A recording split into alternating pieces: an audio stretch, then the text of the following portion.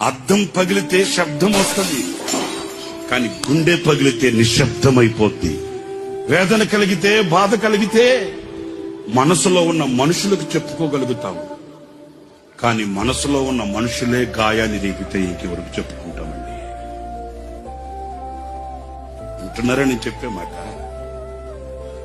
వేదన కలిగితే, బాధ కలిగితే మనసులో కొందరు ఉంటారండి, వాళ్ళతో చెప్పుకుంటామండి. మరి ఆ మనసులో ఉన్న మనుషులే గాయపరిస్తే ఇంకెవరితో చెప్పుకుంటామేంటి? దేహానికి గాయమైతే కుదుట పడుతుంది, ఎవరో సహాయం చేస్తారు, మేలు కలుగుతుంది. మరి గుండెకే గాయమైతే గుండె గాయాన్ని చూడగలిగిన వాడు ఎవడున్నాడండి?